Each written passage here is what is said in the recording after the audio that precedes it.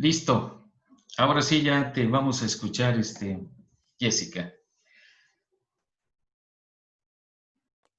Sí se ve la pantalla, ¿verdad? Sí, sí, sí se ve.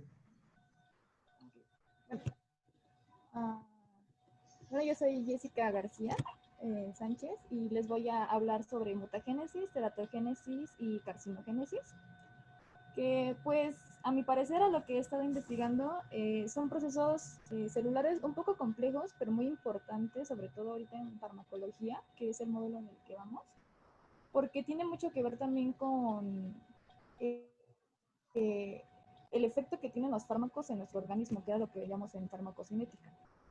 Entonces, pues vamos a empezar con la mutagénesis, que, bueno, vamos a empezar con los antecedentes. La primera vez que se habló del término mutagénesis fue en 1928 con los estudios de Müller con la Drosophila melanogaster y demostró que los rayos X causan daños en el ADN y esto a su vez causa mutaciones en las células germinales.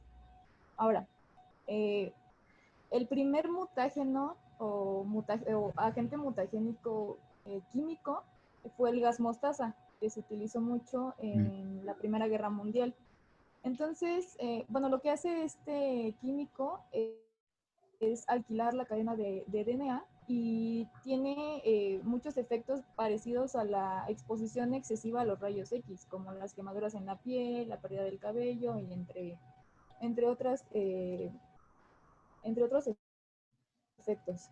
Bueno, para empezar con la clasificación, yo encontré que hay dos tipos de clasificaciones o dos tipos de mutagénesis, que es la aleatoria y la de sitio dirigido. Estos dos tipos de mutagénesis se pueden hacer in vitro y lo que hacen es cambiar las características del DNA de los organismos para darle otro tipo de características fenotípicas. Por ejemplo, tenemos aquí el ejemplo del pomelo o la toronja, que después de recibir radioactividad se cambió el fenotipo, en este caso el color de la toronja. Ahora, tenemos también algo que se llama la mutación de novo, que esta es ya un poquito más dirigida a lo que es el área de la salud. Y esta mutación es una mutación que aparece en los genes de una sola persona de la línea familiar, o sea, no es hereditaria. Me refiero a que las personas que la tienen, los padres, no se la heredan a sus hijos, sino que hay una mutación en las células germinales o el óvulo que va a producir ese tipo de enfermedades y va a ser una mutación en los genes de la persona o de la persona afectada, y en este caso pues nos puede dar muchos tipos de enfermedades, como por ejemplo, es que me sale un poquito la vista del Zoom, esta que es la osteogénesis imperfecta o la llamada enfermedad de los huesos de cristal, en la que un daño en un genoma específico va a hacer que no se produzca el suficiente colágeno para fortalecer los huesos y va a hacer los huesos más frágiles. O la condroplasia, por ejemplo, que es a lo que conocemos vulgarmente como el enanismo. Enanismo. Ajá. Tenemos que es el síndrome de Marfan, que le da, bueno, es un tipo de enfermedad que hace que las personas, afecta el tejido conectivo y le da a estas personas que la padecen esta fisionomía particular en la que son muy delgadas y no tienen mucha fuerza en las articulaciones, en los huesos. Y, por ejemplo, la más conocida que personas coagular correctamente la sangre, y la que llamamos neurofibromatosis, que es la formación de adenomas o de tumoraciones benignas en la médula espinal o en la piel. Después tenemos esto que son los agentes mutagénicos, que pueden ser por radiación o los agentes químicos de los que ya les estaba comentando, que es por ejemplo el gas mostaza. Bueno, lo que hace la radiación, como tenemos aquí el ejemplo en la imagen, es que va a unir los radicales libres a la cadena de DNA y esto la va a separar y va a hacer que se reacomode de una manera distinta, lo cual va a producir mutaciones que se pueden, pues, ver de esta manera, o las enfermedades que ya habíamos comentado anteriormente, y los agentes químicos que se van a dividir o clasificar dependiendo de cómo actúan, que son los quelantes, que ya habíamos hablado del gas mostaza, o los que reaccionan con el DNA directamente, o los intercalantes. Bueno, últimamente estamos viendo las noticias y las ganadoras del premio Nobel precisamente por el CRISPR y la modificación genética, se me hizo muy interesante meterlo en esta parte de la exposición para que entendiéramos un poquito cómo funciona. Entonces, bueno, el CRISPR es una técnica para la corrección de mutaciones genéticas que utiliza una proteína que se llama Cas9. Entonces, esta proteína actúa como una tijera que va a cortar partes del DNA que queramos suprimir para evitar que se expresen fenotípicamente. Y tenemos el caso, por ejemplo, del científico chino He Yankui, que fue acreedor a 3 años de cárcel por haber creado los primeros bebés modificados genéticamente. Él suprimió el gen que los hacía susceptibles al virus del VIH y estos niños que nacieron pues ya eran inmunes a este virus. Sin embargo, como está prohibido manipular genéticamente a los humanos en la Unión Europea y en Asia, pues cumplió un proceso judicial y le dieron 3 años de cárcel. Ok, bueno, entonces ahora en el apartado de teratogénesis tenemos, es algo muy parecido a la mutagénesis, sin embargo la diferencia es que este proceso se da durante la gestación y es por, bueno, se da gracias a agentes externos al cuerpo, que pueden ser drogas o químicos, incluso virus, radiaciones, como ya habíamos visto en las mutaciones, pero pues esto se va a dar durante la gestación. Entonces esta es la principal diferencia entre la mutagénesis y la teratogénesis. Y la susceptibilidad a la teratogénesis va a depender principalmente de 5 factores que van a ser la farmacocinética y el metabolismo durante el periodo de gestación. Que bueno, cuando una mujer está embarazada, su metabolismo va a cambiar. Entonces, por ejemplo, hay un aumento de la velocidad del vaciado gástrico y esto va a disminuir también la motilidad del intestino, por lo cual se pueden concentrar ciertas sustancias en el intestino, que era lo que veíamos la clase pasada con la absorción de los fármacos, que va a depender mucho, mucho también del metabolismo de la persona que esté consumiendo el fármaco. Entonces, está esta parte de la farmacocinética, la etapa del desarrollo, que la vamos a dividir en 4 etapas, que es el periodo de preimplantación, el periodo de gastrulación, de organogénesis y el periodo fetal. Y el que tiene mayor susceptibilidad al daño por los agentes teratogénicos, pues va a ser el periodo de organogénesis, porque el embrión va a sufrir cambios rápidos que requieren la proliferación celular, por lo tanto va a ser más susceptible a estos daños por agentes externos o exógenos. También está el umbral de sustancia, que era lo que hablábamos incluso la clase pasada, que es la dosis en la que un medicamento empieza a dejar de ser terapéutico y comienza a ser tóxico. Además de la predisposición genética, también hay muchas enfermedades crónicas que hacen que los bebés padezcan enfermedades derivadas de este tipo de malformaciones, como por ejemplo las madres que sufren de diabetes mellitus tipo 1, son muy propensas a tener hijos que tengan enfermedades cardiovasculares. Ahora, pues tenemos entonces las manifestaciones, que son 4 principalmente: las morfológicas, las funcionales, el retraso del crecimiento y en el peor de los casos, pues la muerte embrionaria. Entonces, por ejemplo, en el caso de las alteraciones morfológicas, se produce un aumento en la frecuencia de malformaciones y esas malformaciones pues son espontáneas. En el retraso del crecimiento, los teratógenos actúan interfiriendo en el crecimiento celular. Entonces, la proliferación y la migración y la diferenciación celular pues ya no se van a dar como deberían, o no se van a dar correctamente. Y pues la muerte embrionaria es cuando alcanza el punto tóxico en la madre, a través de la placenta en el feto, y entonces se produce la muerte. Que normalmente, como ya les comentaba, en las etapas del desarrollo, en el periodo de gastrulación, en los animales pues se ha demostrado que cuando muere el producto, se reabsorbe por la madre. Sin embargo, ya en el periodo de organogénesis, que es el más susceptible o el punto crítico, pues ya no se puede reabsorber el producto o el feto del embrión, y entonces pues se produce un aborto espontáneo. Entonces tenemos esta tabla con agentes teratogénicos que son como los más estudiados.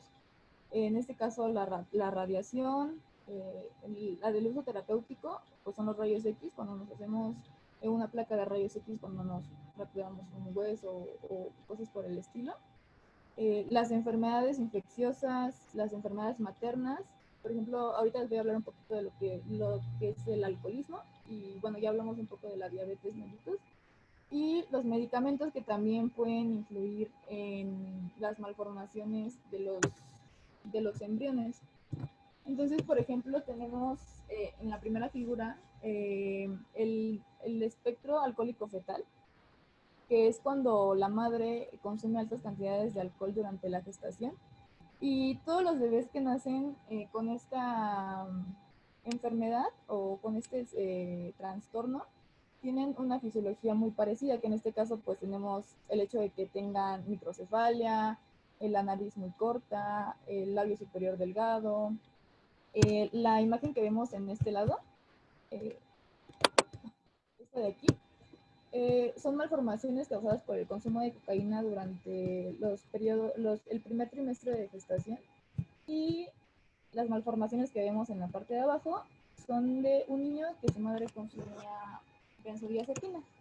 Entonces, como podemos ver, pues se pueden presentar malformaciones que se pueden apreciar a simple vista, y algunas que no se pueden apreciar, como el hecho de las enfermedades cardiovasculares, o en el caso de la diabetes mellitus tipo 1.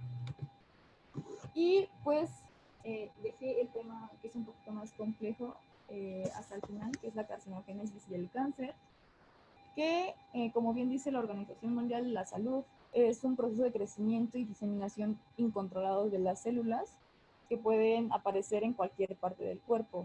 Pero tenemos dos tipos de crecimientos celulares no controlados, que pueden ser los adenomas o tumores benignos y los adenocarcinomas o tumores malignos, y más adelante vamos a ver por qué se diferencian unos de otros. Entonces, pues la pregunta del millón: ¿cómo se desarrolla el cáncer? ¿Qué es lo que pasa para que el cáncer se desarrolle? Bueno, tenemos que entender que el cáncer es una enfermedad genética. Quiere decir que para que las células comiencen a dividirse de una manera descontrolada, pues tiene que haber un daño en los genes que regulan este crecimiento. Entonces, como podemos ver aquí, tenemos un gen que va a suprimir los tumores,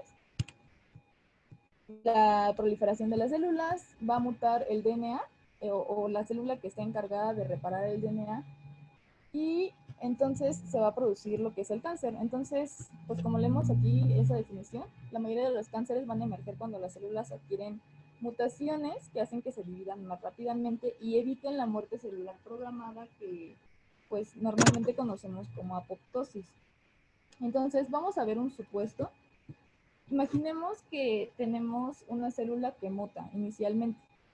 Esta célula va a tener una mutación en alguna de sus proteínas, ya sea reguladoras, supresoras de tumores, o por ejemplo que es la proteína P53, o las proteínas RAS, que son proteínas reguladoras del crecimiento y la mitosis. Entonces, pues imaginemos que tenemos la primera célula, va a crecer con una mutación en su DNA, pero eso no necesariamente quiere decir que se va a producir cáncer. Entonces, esta célula puede tener una célula hija que va a tener otra mutación, y entonces, conforme se vaya aumentando el número de mutaciones en las células, va a crecer de manera más rápida y va a empezar a perder características como el hecho de que se pueda unir la proteína P53, que es la supresora de los tumores, a la cadena de DNA y evite la reparación del DNA. Entonces, eso es lo que va a diferenciar en este caso el crecimiento acelerado de unas células que no tienen características cancerosas y las células que sí la tienen, que pues vamos a ver un poquito más adelante, que es el hecho de que puedan hacer metástasis, quiere decir que lleguen al torrente sanguíneo y se rieguen por otros órganos, y que sean resistentes a mucho tipo de medicamentos. Ahora, tenemos dos moduladores, como ya les había comentado, del proceso cancerígeno, que son los protoncogenes y las células supresoras de los tumores. Entonces, por ejemplo, encontré esta tabla donde nos habla de los protoncogenes. Por ejemplo, del que les voy a hablar, bueno, este no aparece aquí, pero por ejemplo, este de las ciclinas, son las que se asocian al cáncer de pulmón o esófago. Quiere decir que cuando alguna de estas, que son los protoncogenes, fallan, se van a asociar a este tipo de cánceres. Ahora, bueno, para entender un poquito más qué son los protoncogenes, pues son genes que van a promover el crecimiento celular y la mitosis, y cuando esos están mutados los vamos a denominar oncogenes. Y como ya les había comentado hace un momento, los genes supresores de tumores van a disminuir el crecimiento celular y provocar una parada en la división celular cuando se lleva a cabo la reparación del DNA. Entonces lo vamos a ver un poquito más adelante.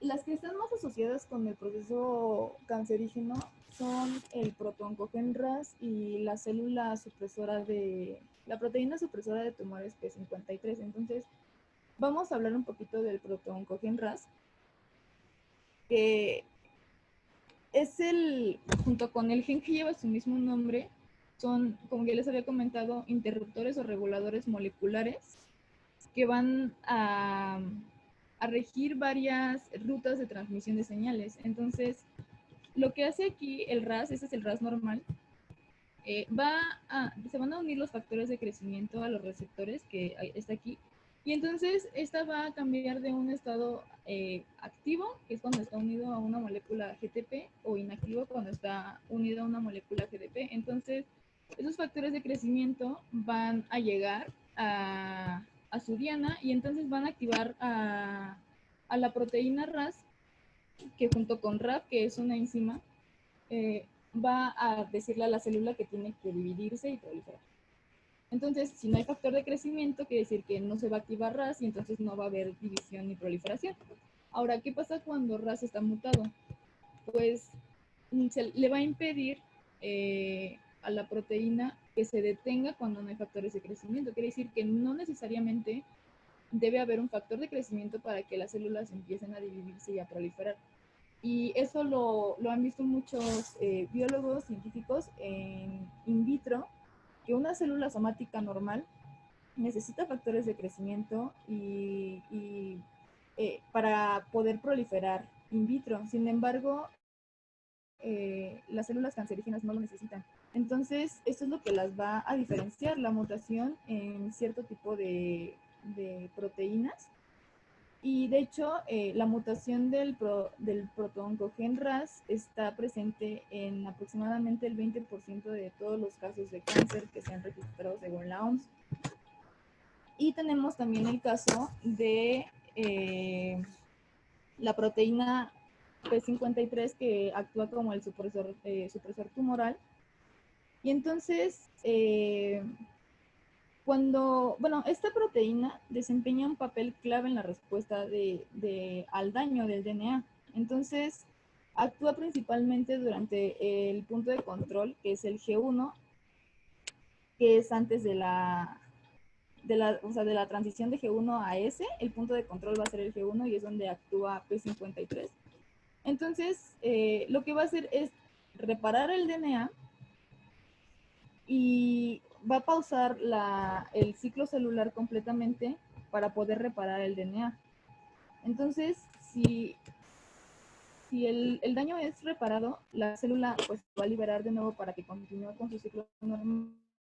Y si no se puede reparar, entonces lo que va a hacer P53 es enviar una señal para que se produzca la muerte celular programada o apoptosis. Pero, ¿qué pasa cuando P53 no funciona?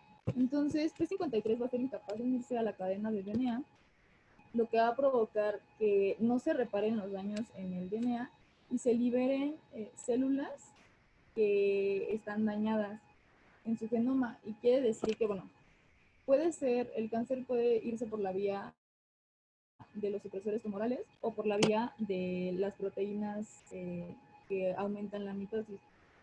Entonces,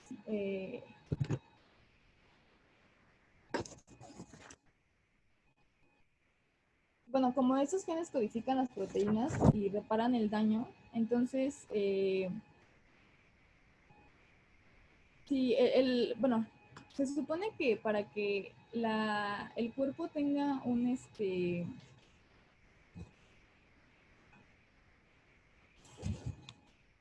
ay, perdón, es que me perdí un poquito con mis notas.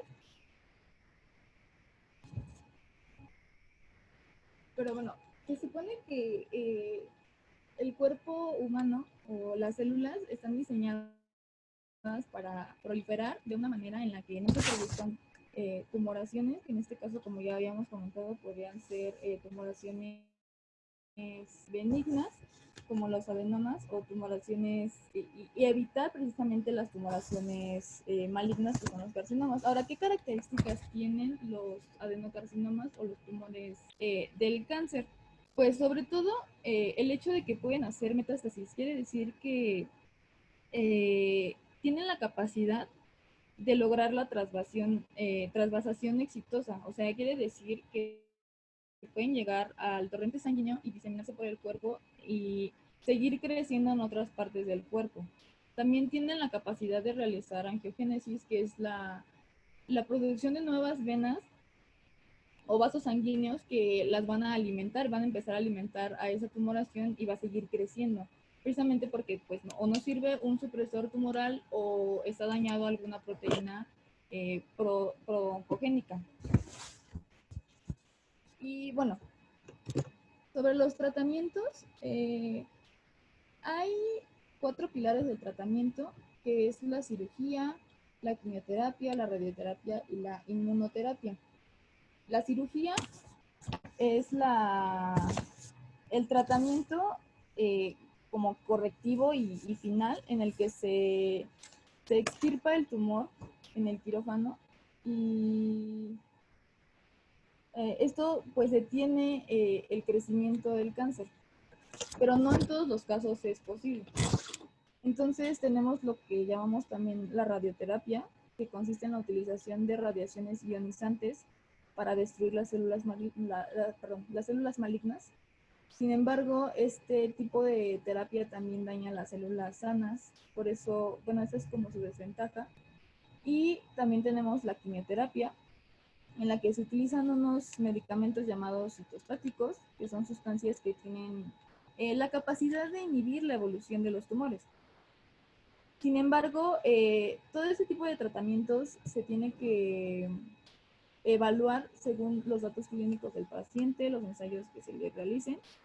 Y uno de los más nuevos y en los que se ha estado trabajando más es la inmunoterapia, que consiste en utilizar moléculas que pueden ser citocinas, anticuerpos monoclonales. Por ejemplo, hay medicamentos que se llama bevacizumab y el cetuximab, que están diseñados precisamente por ingeniería genética y su mecanismo de acción es mucho más específico que el de la quimioterapia y es una forma de minimizar el daño a las células normales. Y pues una de las técnicas más nuevas que todavía está en proceso de investigación es el de la transferencia de linfocitos T, que se basa en administrarle al paciente sus propios linfocitos, pero cultivados en un laboratorio y que se han expuesto a las células cancerígenas, para crear una memoria linfocitaria y al momento de administrarle esos linfocitos que su sistema inmunológico pueda responder muchísimo mejor al combate del cáncer. Bueno, esa es la última diapositiva. No sé si hasta ahorita tengan alguna duda conforme lo que hemos estado hablando o algún comentario. A ver, de los asistentes, ¿hay alguna duda? No, ninguna. ¿Quedó muy claro? Porque entonces Jessica nos va a plantear algunas preguntas, a ver si es cierto que quedó muy claro. Yo siempre he dicho que si en un tema nuevo no hay preguntas, quiere decir que no entendimos nada. Eso es muy cierto. Comprobado. Bueno, yo sé que es un tema un poquito complicado, Sí. porque pues, hay muchas rutas metabólicas, el hecho del ciclo celular, son muchas bases que ya debemos tener de bioquímica y de microbiología. Pero bueno, creo que aquí lo importante es plantearnos por qué estamos estudiando este tema, ¿no? ¿Por qué la mutagénesis y la teratogénesis y el cáncer es importante? Bueno, según las cifras de la OMS, en el año 2018 aumentaron en 18 millones los casos de cáncer. Y el cáncer es una enfermedad que es pues muy complicada de tratar porque son células que están especializadas en la mutación y las células van muchísimo más rápido que los científicos en cuestión de encontrar una cura, entre comillas, o un control. Entonces, pues es un tema muy interesante y también muy complicado, pero pues a mi parecer es muy bonito. Entonces, no sé. Tan complicado que ya llevamos un buen de años y los avances han sido pocos, limitados y solo dependiendo del tipo de cáncer y con su detección temprana, pudiese tener un tratamiento con fines de eliminarlo. Pero, pues, híjole, es uno contra todos los tipos de cáncer que se han estado documentando, ¿no? Yo sí tengo varias preguntas, Jessica. Una es, si nosotros que estamos estudiando respecto de los medicamentos, las sustancias activas de estas pueden generarnos cáncer o el proceso de carcinogénesis o teratogénesis o mutagénesis. Sí, sí, los medicamentos y las drogas, bueno, las drogas y las sustancias químicas pueden producir mutagénesis. Bueno, lo que pasa es que en el momento en el que el medicamento es absorbido por el cuerpo, si llega a una situación, en el caso de la teratogénesis que es administrado, bueno, es producido en el periodo de gestación, puede producir malformaciones y mutaciones en el DNA. Y como ya revisamos un poquito en el tema del cáncer, esas mutaciones pueden afectar ya sea las proteínas supresoras de tumores o a las proteínas encargadas de la mitosis y sí podrían producir cáncer, aunque pues a mi parecer yo lo veo un poco complicado, pero sí es posible. Muy bien, ya tenemos antecedentes de muchos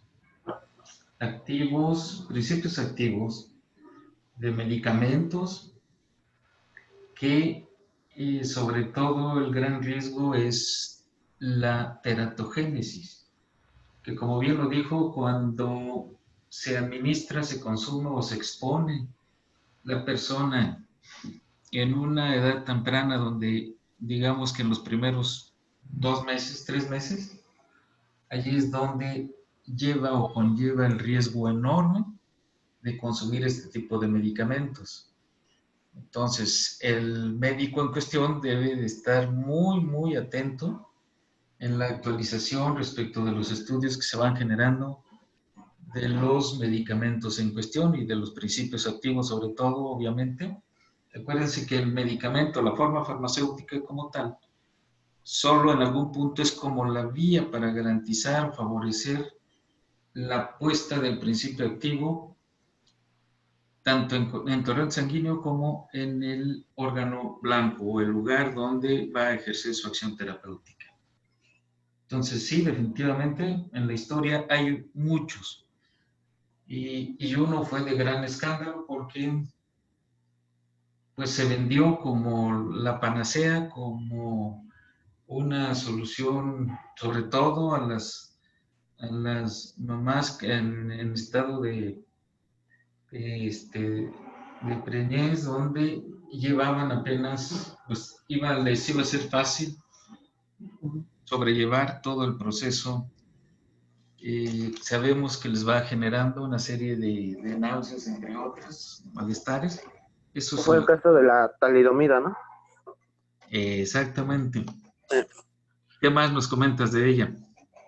Pues, de hecho, es que ahorita estoy pensando en que, aunque son tres temas, que se explicaron por separado, de cierta manera todo está relacionado, que si la carcinogénesis es, mutación de una célula y la mutagénesis habla de la mutación en general y la teratogénesis es como que la representación de esa, o sea, son temas que, aunque uno los puede explicar separados, son temas que realmente van muy relacionados y yo creo que es por esto mismo por lo que es también muy complicado tener maneras más sencillas de solucionar estas enfermedades, de solucionar estos problemas, porque es como si enviaras un carro a un ingeniero de que vas por esto y de repente ya te estás sacando 5,000 pesos por otras cosas más.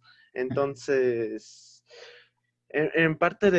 por parte de la talidomida, realmente no estoy muy informado con el mecanismo de reacción por el cual altera morfológicamente a los bebés, pero lo que sí obviamente está muy claro es que todo es por parte de los mecanismos de reacción que tiene el fármaco del medicamento.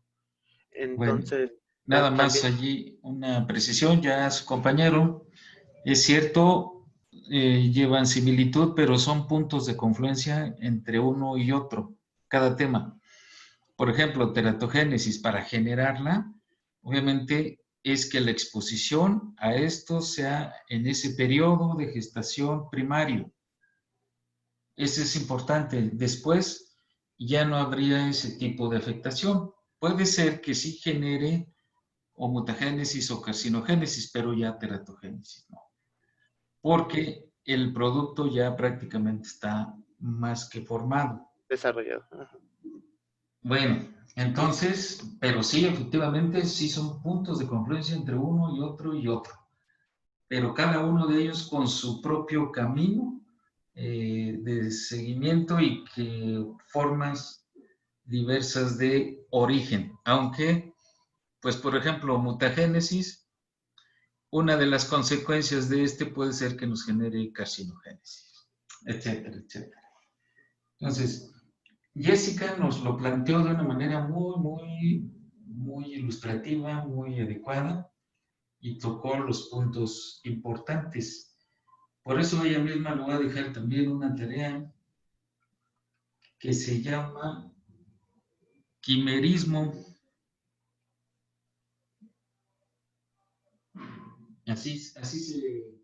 Así como se oye o se escucha. ¿Sí me escuchaste, Jessica? Sí, profesor. No, no te escuché. Sí, sí lo escuché. Primerismo. Muy bien. Otra pregunta que tengo también para ti. Sí. ¿A qué crees que se deba? Tú lo mencionaste muy bien. En el caso de la proteína 53, la P53, dices que cuando no funciona, pues una de las consecuencias puede ser obviamente favorecer el desarrollo del cáncer. Sí. ¿A qué crees que se deba que en unas personas sí funciona y en otras no? Pues es que, por lo que yo leí, depende mucho del metabolismo de las personas, De su genética también. Es que hay En su personas que genética. son más propensas por cierto tipo de genes perdón, a padecer cáncer o a padecer tumoraciones incluso benignas. Era lo que veíamos en mutagénesis. Hay enfermedades que no necesariamente son cáncer, pero se comportan como tal por la proliferación excesiva de células. No necesariamente esto va a provocar cáncer, porque recordemos que para que una tumoración benigna se convierta en un adenocarcinoma, pues debe cumplir con el hecho de que produzca angiogénesis y que pueda migrar al torrente sanguíneo y hacer metástasis. Entonces, pues depende mucho también Muy de la bien, genética y entonces, pues como de la exposición a muchos químicos incluso. muy buena respuesta. Entonces, nos obliga a revisar un tema que se llama polimorfismo genético. ¿Alguien de los presentes se propone para platicarnos de este tema? Yo, Polimorfismo genético. profe Karen, polimorfismo. ¿Ana Karen o Sí, qué Karen? Ana Karen Moreno. Ana Karen Moreno. A ver, tenemos al jefe de grupo, Sí, dicen que soy yo. ¿sí? Sí.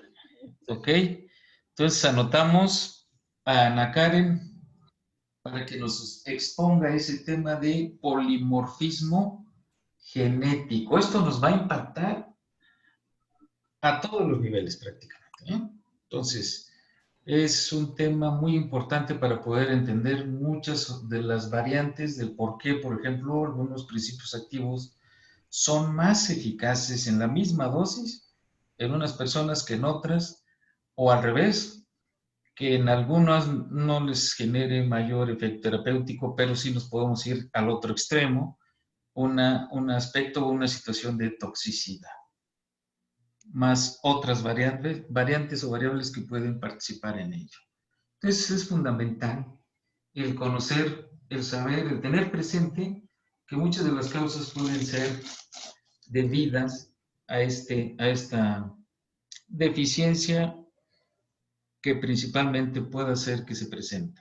Y no en todos, depende de varias características y eso nos lo va a platicar Ana Karen Moreno.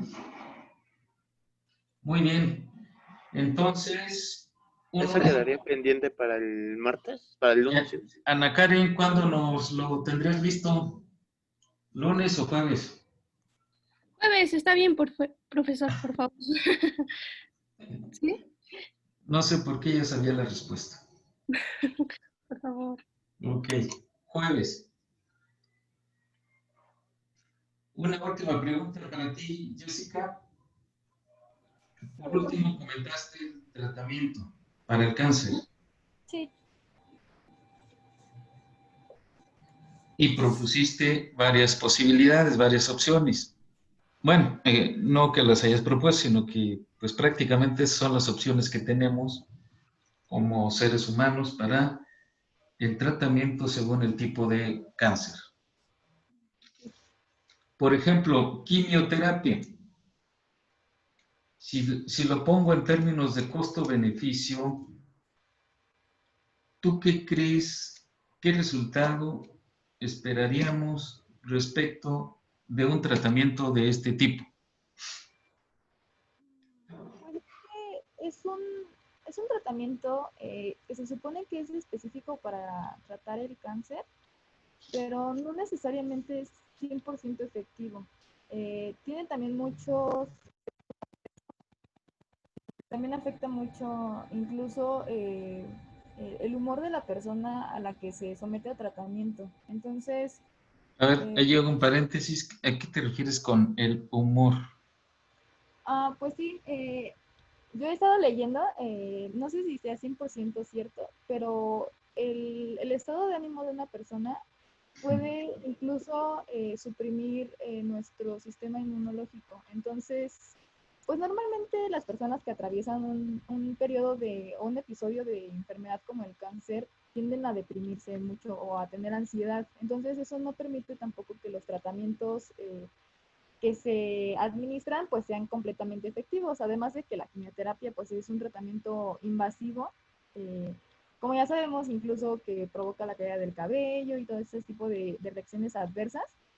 Y lo que es más recomendado en todo caso pues sería la inmunoterapia, que aún está en proceso de evaluación, pero es un proceso menos invasivo y pues tiene mejores resultados en el control del cáncer. También depende del tipo de cáncer y de todo el historial clínico del paciente.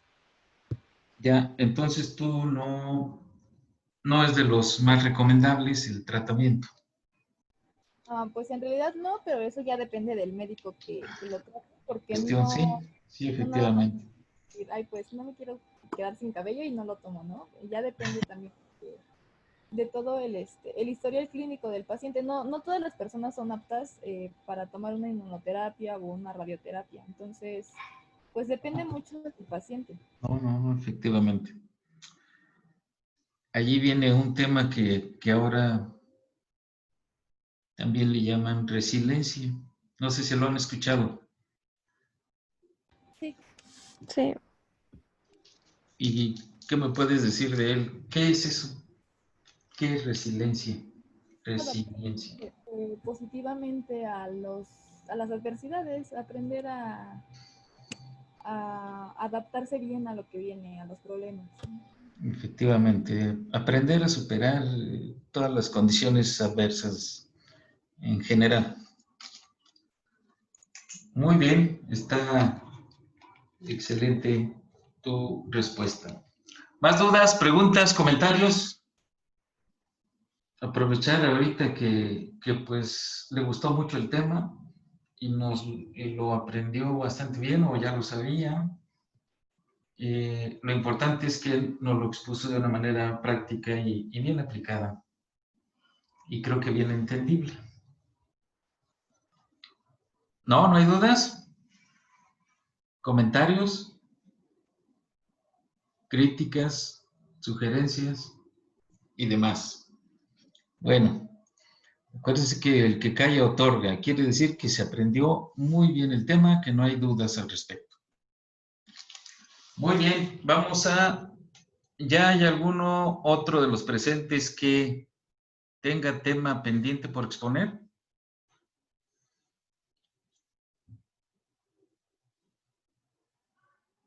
¿Nadie? A ver, jefe de grupo, ¿no tenemos pendientes? Tenemos otra, que es de, permítame, mecanismos de transporte con ejemplos de diversos fármacos. ¿Y ese se le quedó a quién? Ah, Leo. A Leo. Pero mira, Leo está muy calladito. O sea, sí, me tocaba a mí, pero se suponía que era para el lunes. Sí, Entonces, pero mejor aún, fíjate, una semana después casi. sí, o sea, tengo, digamos, como que la información apenas haciéndose, porque todavía no tengo los ejemplos de los fármacos. Nada más te faltan los ejemplos. Sí, sí, se diría que sí. Bueno, pues a ver, te escuchamos entonces. Um, Preferiría, bueno, Él nos si va, quiere, si él quiere, nos hable va. un poquito. Hable en lo que prendo mi computadora y abro mi archivo. ¿Cómo entonces? ¿A dónde estabas conectado? ¿En celular o qué? Sí, de hecho estoy en casa de mi abuela porque no tengo internet. Ah, ya. Bueno, ok. Pero a todos se nos quedó los mecanismos de transporte con ejemplos. Aparte, pues solo Leo iba a exponerlo, ¿no? Entonces vamos a hacer un muestreo nada más para saber cómo es que andamos. A ver, Frida Montes de Oca, coméntanos, ¿qué es un mecanismo de transporte de Principios activos, porque ya no, lo que transporta no es el medicamento, no es la forma farmacéutica, es la sustancia activa, el fármaco.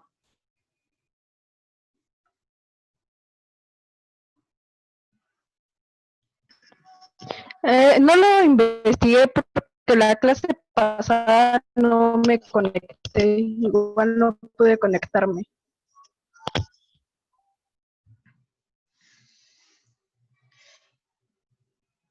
Frida. Ok.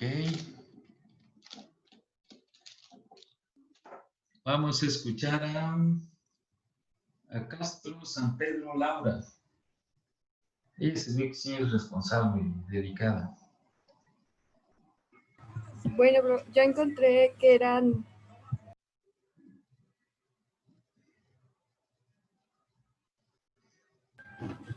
que era el activo, el pasivo y Primero, descríbenos qué es un mecanismo de transporte.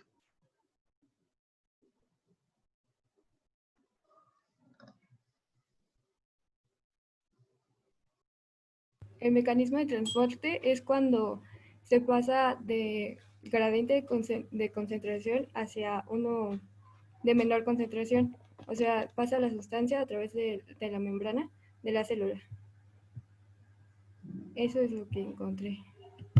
Bueno, eso es de un tipo en específico, pero en tus palabras, de acuerdo a lo que investigaste, ¿cómo me podrías definir qué es un mecanismo de transporte? Es la forma en la que se transporta la sustancia a través de un lugar a otro. De un lugar a otro y de forma específica en el tracto gastrointestinal, ¿cómo sería? Del torrente, bueno, del intestino hacia, de las paredes del intestino hacia la circulación sistémica. Muy bien. Bueno, no solo del intestino, también de dónde. Bueno, pues puede ser del estómago, El estómago. de la vía subcutánea, de muchas de las Ok. vías de administración.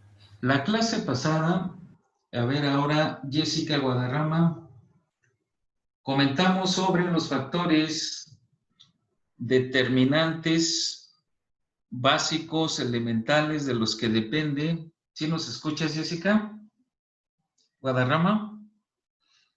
Sí. Porque como que hay varias Jessicas aquí. ¿Sí? Sí, profesor. Ok.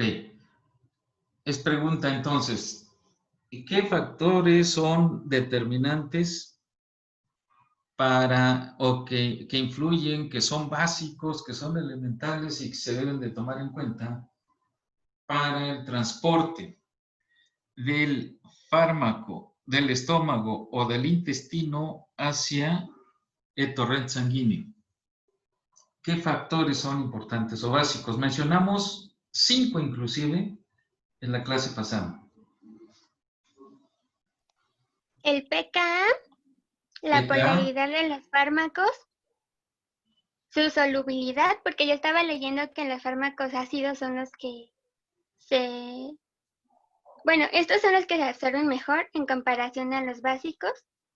bueno, te seguimos. Entonces, Y pKa, ¿qué más? solubilidad, Solubilidad, la polaridad de la molécula. Esta va a depender más que nada del tipo de transporte que se va a utilizar. Y la el polaridad coeficiente, de la molécula. Bueno, ok. el coeficiente de reparto Coeficiente de reparto, ese sí. ¿Qué más? y que la membrana sea semipermeable. Ok, entonces permeabilidad, solubilidad, pKa, y me dices polaridad de la molécula. Ok, nada más que acuérdate que la solubilidad, en la solubilidad va implícito la parte de la polaridad de la molécula. Por eso es que solo se cita solubilidad. Allí ya van implícitas. Ahora, en el coeficiente de distribución igual se consideran la polaridad que tenga esta molécula porque está en relación con la solubilidad. Otra vez. Bueno. ¿Y nos faltaron algunos o ya son todos?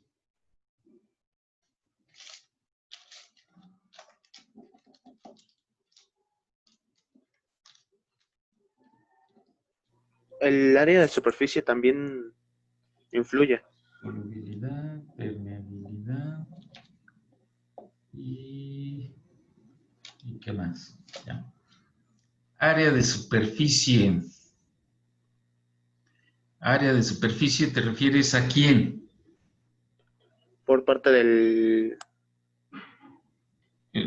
por parte del medicamento. Por parte del medicamento, del fármaco en cuestión.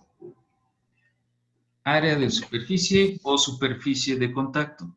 O superficie de contacto. ¿Es lo mismo? Sí. Bueno, esa, más que eso,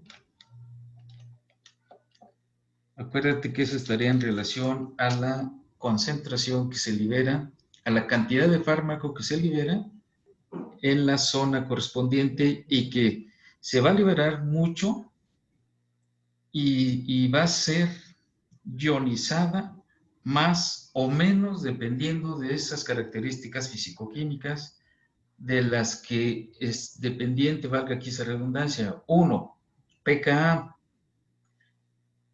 En función del pH va a haber la mayor o menor ionización y eso va a favorecer la absorción. Y ya una vez que entra en proceso de absorción, pues es importantísima la semipermeabilidad que mencionó su compañera. En realidad solo la manejamos como permeabilidad. Entonces esos son factores importantes y fundamentales. Y entonces ya también dije, por ejemplo, el pH. Ella mencionó la constante de distribución. Sí, no, ahí no hay forma de decir que no, esto es fundamental. Entonces tenemos 4. pKa y pH en 1. Solubilidad, permeabilidad y esa constante de distribución. Esos son los 4 fundamentales. Luego podrán venir serie de factores que pueden alterar el proceso de absorción. Y allí podemos enumerar un buen de cosas. Entre otras, la patología, las enfermedades. ¿Qué pasa cuando un intestino, un estómago se encuentra inflamado? ¿Favorece o va en contra de la absorción? Es pregunta, a ver, ¿va en contra? Sí. ¿Por Bueno, qué, Isaac? ¿Por qué crees que vaya en contra? bueno, soy Leo, pero Leo. sí, por lo Ok, que he te estado, escuchamos. por lo que he estado leyendo, ¿Sí? el hecho de que haya inflamación en cualquier capa, en este ¿Sí? caso el estómago, ¿Sí? dificulta la absorción del fármaco porque la pared, digamos, lo permeable que normalmente se usaría para que el fármaco pasara, se encontraría poco irrigada. Entonces, ya sea que, por ejemplo, un fármaco se haya absorbido, sería más difícil que se eliminara porque no hay una irrigación sanguínea, pero también sería difícil que se absorbiera otro fármaco por la misma situación. O sea, esa hinchazón está evitando que haya un paso entre moléculas, entre fármaco. Ok. Entonces, tu única causa de la inflamación sería por la falta de irrigación. Es pregunta. Bueno, sí. Veamos. ¿Has visto el proceso, por ejemplo, en general, cuando comes, la hora de la comida, y que estás obviamente administrando la dieta o el alimento, ¿qué crees que pasa en el estómago? Alrededor de él, obviamente, por la parte interna. hay una superacumulación, todas las irrigaciones sanguíneas que hay, y una acumulación de sangre alrededor de hambrienta o sedienta de recibir, sobre todo, los nutrientes que requieren para su respectivo funcionamiento metabólico. Entonces, si algo hay allí es irrigación. Lo que sí es que altera en los mecanismos de transporte porque todos los poros o todas las puertas que sea, todos los canales que puedan abrirse, se dificulta porque son zonas totalmente inflamadas y eso dificulta el transporte y también en algún punto desfavorece la retención de agua y entonces eso es otro factor más que afecta para el proceso de absorción. Principalmente como esas dos características. Entonces, siempre hay que ver cuál es la causa de la inflamación de ese estómago o de ese intestino. No es, son variadas las causas, diversos motivos. Pero eso es en general dos factores de mayor impacto o afectación. Bueno, ya revisamos eso. Viene otro factor, otro tema importante. Ustedes yo creo que fueron expertos en química analítica y un tema que estoy seguro trabajaron mucho, prepararon soluciones buffer, es el de la ecuación de Henderson-Hasselbalch. ¿Sí la vieron o no? Sí, sí. ¿Recuerdas cómo va, Isaac? Un poco. A ver.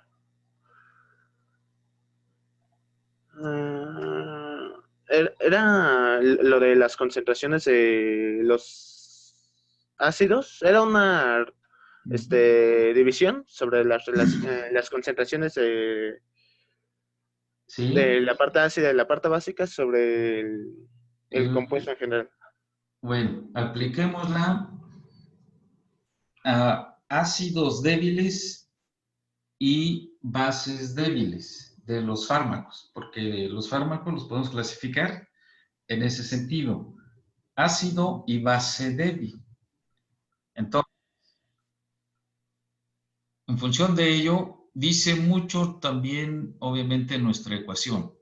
Sabemos que el ácido débil se disocia mucho o se disocia poco. Se disocia poco.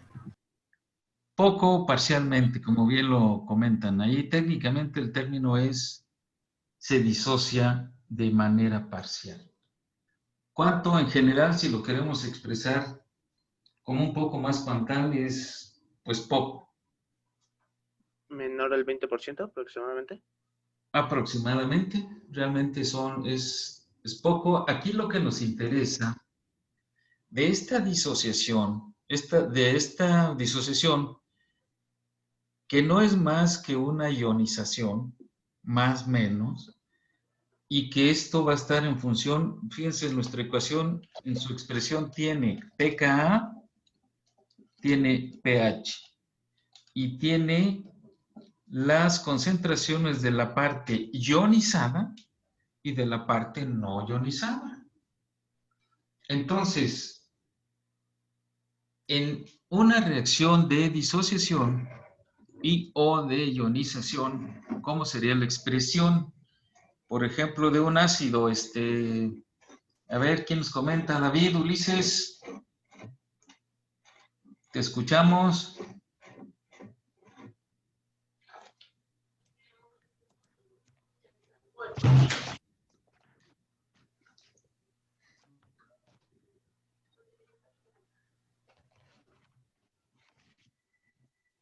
¿Listo, David?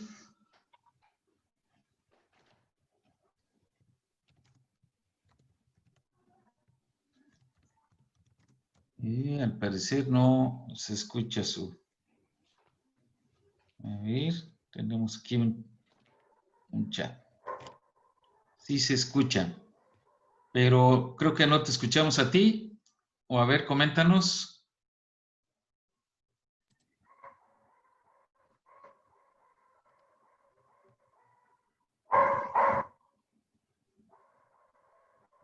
¿Lo escuchan?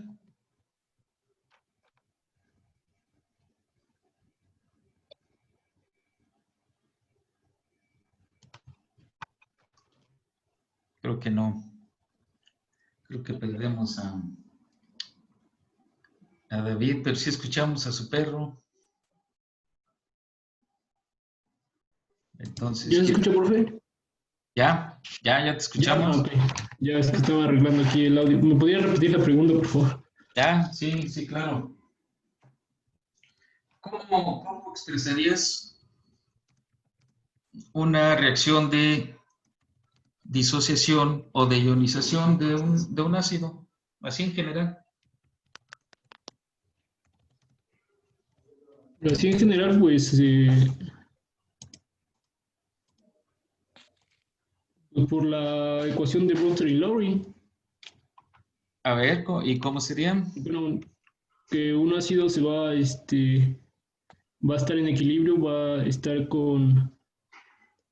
se va a disociar en su hidrógeno ácido y su base conjugada. Exactamente, sí, efectivamente. Ejemplo, el ácido acético es un ácido débil. Ajá. ¿Cómo sería su disociación, su expresión? Es un hidrógeno y acetato. Y acetato, y del otro lado de la reacción, pues tenemos al ácido acético, ¿verdad? Bien, ahora, de esa reacción, ¿cuál sería la parte no ionizada?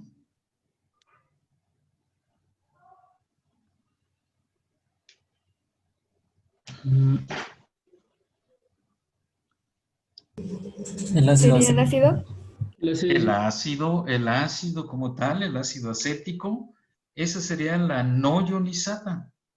Y la ionizada, pues ahí tenemos a lo que bien comentó, el acetato más el hidrógeno, más el protón ahí. ¿Sí? Así es como nos es de gran utilidad ya la aplicación ahora de esta ecuación para determinar cuál es el objetivo de aplicar una ecuación de este tipo.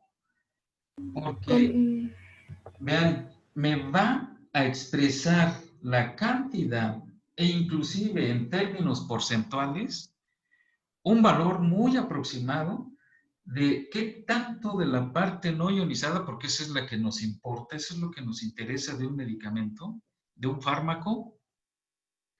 Esa es la que nos interesa porque es la que deberá ser absorbida para ejercer su acción terapéutica.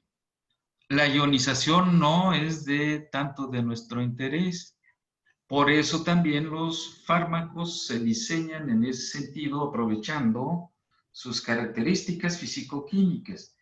Es decir, yo en función de su pKa y otras características me va a dar una solubilidad con respecto al pH del medio y sé dónde se va a favorecer una mayor o menor absorción, si en estómago o en intestino. Y en términos porcentuales inclusive. Por eso la gran importancia de esta ecuación, revisarla y estudiarla. Pero no solo en el tracto gastrointestinal, es en todas aquellas etapas o procesos o medios donde se lleva a cabo el proceso de absorción. Esto es fundamental. Entonces, esta ecuación la podemos aplicar en N cantidad de lugares, de zonas, donde hay o se presentan esos procesos de absorción. Entonces, ejemplo, o es pregunta, vamos a hacérsela a Gabriela Narváez. ¿Nos escuchas? Sí, profe, pero ando un poco perdida porque acabo de salir de mi otra clase y apenas me conecté. No, pero es bueno, ya son conceptos donde, pues, es razonarlos un poquito y aplicarlos. Y si no, bueno, para eso estamos, para ampliarlos. Ok. Es, por ejemplo, un fármaco ácido, ¿dónde se absorbería preferentemente si además su pKa es en ese rango del carácter ácido? ¿En el intestino? ¿Es pregunta o es respuesta? Ah, bueno, Afirmación. es respuesta. Bueno, según yo, es en el intestino. En el intestino. Bueno, en cierta parte del intestino, no en todo, porque no en todo se absorben cosas ácidas, también se absorben cosas básicas. En cosas ácidas también se absorben cosas básicas. ¿Y eso dónde lo fundamentas o en base a qué? ¿No tendríamos forma de decirlo o solamente lo leímos? Ah, solamente lo leí no me acuerdo en qué parte lo leí, pero sí. O sea, según yo en una parte, por ejemplo, no me acuerdo si el de Deudeno,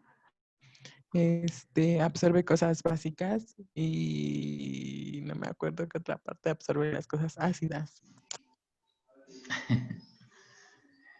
Bueno, está aquí, esto está aquí y ya se fue. Oiga, profe, yo tengo una duda. A ver, dime. Ah, no, Ya este es Juan. encontré, ya aprendí mi compu, ya aquí tengo el archivo, pero, bueno, no sé qué. ¿Quién es Teo? Es que me refiero a que es muy poca, ¿no? La información en cuanto a los mecanismos de transporte, porque tengo No, que... hay mucho, inclusive te hubieras apoyado hasta con un video. Eso, Ah, ok. eso nos ayudaría, pues, un buen. ¿Qué tal si nos la preparas bien ya el lunes? El Y, lunes, de hecho, eso le iba a decir, o sea, que yo tengo aquí poco, me estoy basando aquí por lo que yo puse en difusión simple, facilitada y transporte activo. Pero inclusive ejemplos también de pinocitosis, fagocitosis. ajá. Entonces, sería incorporarle más información. Sí, bueno, información importante, ¿no? Ok, No así como mucha pajilla, sino realmente que es importante para el tema y te puedes apoyar con videos. Ya ves que hay un buen de videos ya respecto de los mecanismos de transporte. ok, Y ya el lunes, entonces, bien armadito, te escuchamos. ¿Sí? sale. Sí, Ok.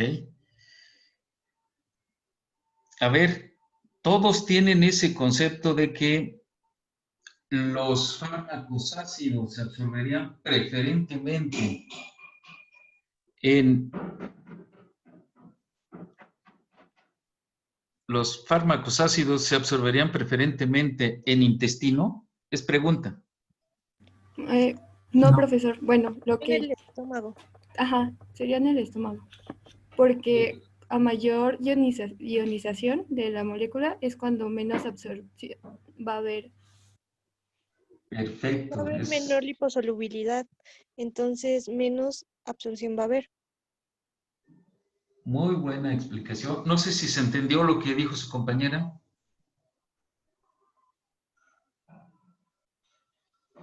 Sí, ¿Lo podía volver a repetir, por favor? Sí, A por ver, favor. otra vez con detalle y con calma y fuerte. Que a mayor disociación va a haber menor liposolubilidad y por lo tanto menor absorción.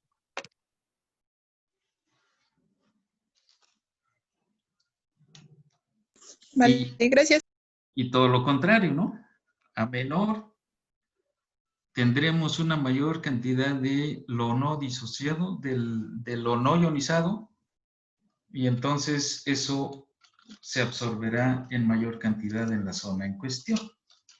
Entonces, los fármacos ácidos con pKa en ese rango de acidez se absorberán preferentemente en el estómago. En consecuencia, los fármacos básicos se favorecerá su absorción a nivel de intestino, de forma más específica, pues como en el duodeno, ¿no? Y eso está en función otra vez de esas características que integran a la ecuación de Henderson-Hasselbalch, que es pKa, pH y la forma o la concentración de la forma ionizada y la no ionizada. Entonces, vamos a ver quién fue la que opinó respecto de el comentario último. Yo, profesor. Irán. Irán, ¿nos podrás apoyar explicándonos la ecuación de Henderson-Hasselbalch y con la aplicación de algunos ejercicios? ¿Ahorita mismo? No. Para la siguiente sesión o clase. Ok, sí. La explicación de la ecuación me dijo y unos ejercicios, ¿verdad? Sí, pues 2 ejercicios, Ok. incluyendo la determinación porcentual, es decir, qué tanto por ciento se absorbe más en intestino o en estómago.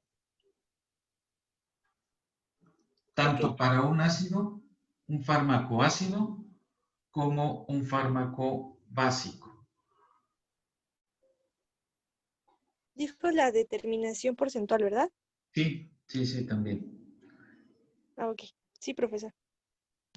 De acuerdo, entonces, a ver, jefe de grupo, hay que anotar a Irán. A Irán, caballero, sí. Muy bien. ¿Podemos contar con ella para el lunes? ¿Cómo? ¿Irán? Sí, profesor. Ok. Entonces, este lunes próximo, escuchamos a Irán respecto de ese tema. Muy bien.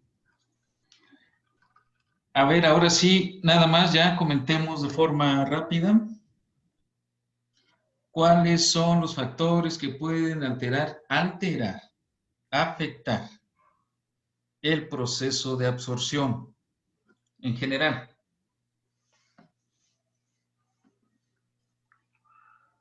¿Alguien que quiera comentarnos o preguntamos?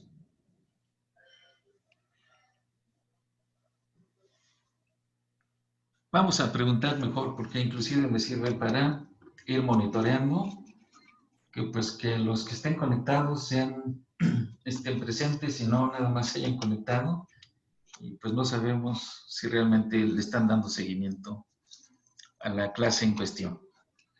A ver, vamos a escuchar a Sofía Uribe Sánchez.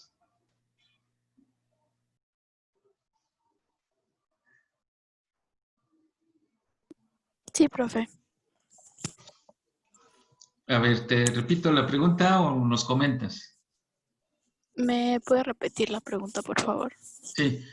Pregunté, ¿qué factores que afectan, que alteran el proceso de absorción en lo que es la farmacocinética, que es lo que estamos revisando?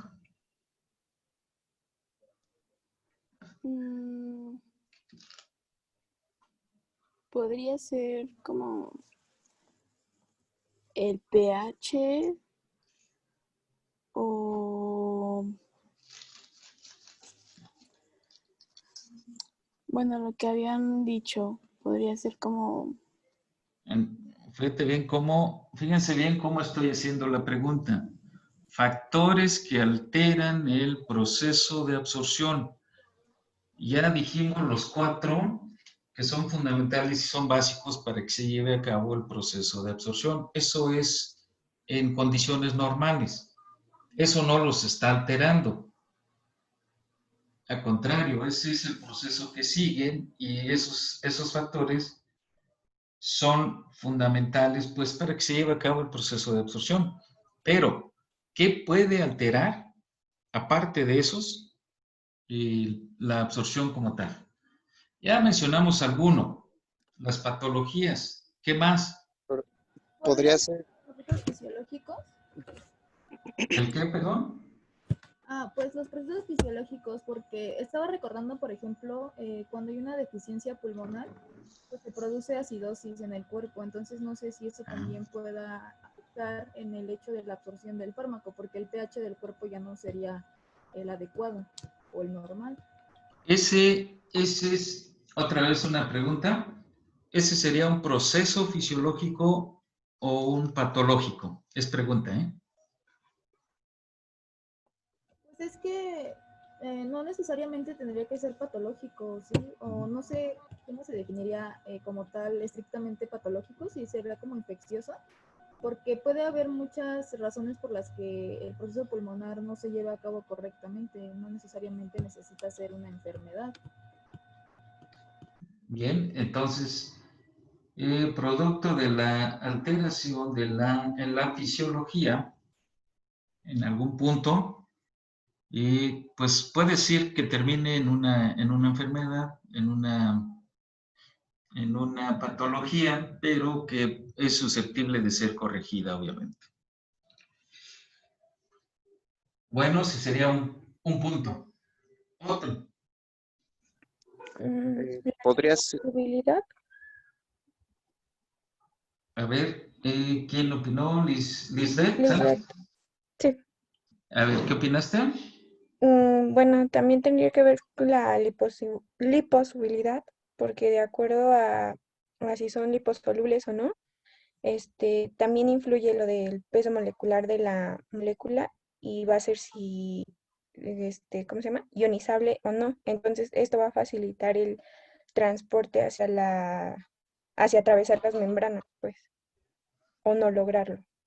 Algo así tenía en mente. Ok, nada más que otra vez no nos confundamos si la liposolubilidad o hidrosolubilidad, esos dos términos caen en la solubilidad, es pregunta.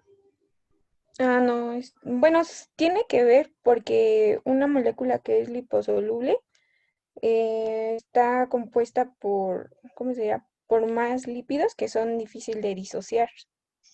Sí, solo Entonces, que, a no ver, sé, a lo mejor estoy confundiendo un el poco. fármaco de la solubilidad, el fármaco de la aspirina tiene una solubilidad tal y tiene que ser específico, con tendencia hacia la liposolubilidad o con tendencia hacia la hidrosolubilidad, pero emana del término solubilidad. Ya es clasificación de la solubilidad y eso va a estar en función de sus características físico-químicas. Eso ya en algún punto lo hemos comentado, pero sí es importante que quede claro. Porque si no, ustedes en la lista probablemente, bueno, más que en el examen, a mí me interesa que quede bien claro ese tipo de conceptos, ese tipo de ideas, para que no me enlisten, pues es porque es liposoluble, es hidrosoluble, es el pKa, es el pH, No, ya mencionamos muy bien los 4 factores esenciales básicos para el proceso normal de absorción. Pero aquí mi pregunta es, ¿qué puede alterar este proceso? Ya mencionamos las patologías como una inflamación, que son diversas las causas, ¿no? Profe, ahí podría ser la unión a proteínas plasmáticas. Unión a proteínas plasmáticas. ¿Dónde sería la unión a proteínas plasmáticas? Pues alrededor de la célula o en una membrana. O sea, que se una y que impida su absorción en el sitio donde tiene que actuar.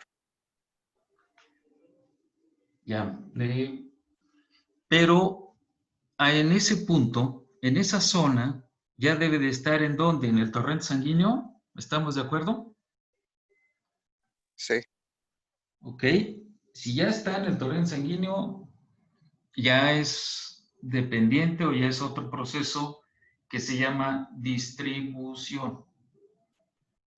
Y en el proceso de distribución, efectivamente, habrá las membranas, proteínas plasmáticas, quienes se encargarán de unirse a ellas para su respectiva distribución. Pero este mecanismo, este equilibrio, esta unión, este enlace entre ellos es fundamental. Ya lo revisaremos el por qué y cómo puede impactar.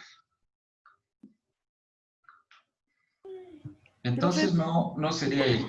Pero, entonces, ¿sí? ¿Podría ser la formulación del fármaco? Formulación del fármaco. ¿Sí? ¿En qué sentido, por ejemplo? Por ejemplo, si son tabletas o es ungüento, no tiene la misma capacidad de absorción de una a la otra, ¿no? No, por eso en función de ello también se diseñan los fármacos, las formas farmacéuticas, en función de esas características de fisicoquímica, sobre todo, del fármaco, para que, acuérdense, cualquiera que sea la vía, deberá ser diseñada la forma farmacéutica en función de esas características para su mejor condición. El gran objetivo es ponerlo en torrente sanguíneo, si es el caso, para que actúe en la diana terapéutica. Esa es la razón. Por ejemplo, el mal diseño en la forma farmacéutica sí puede afectar. Por ejemplo, imagínense que en vez del promedio de 30 minutos, que es el tiempo estimado para que, o desde el momento en que se ingiere una tableta, un comprimido al estómago y viene el proceso, deberá ser liberado y absorbido. Si por las características del comprimido no se libera en tiempo y forma, entonces allí es algo, un error, una falla que va a afectar en el proceso de absorción, lo va a retardar.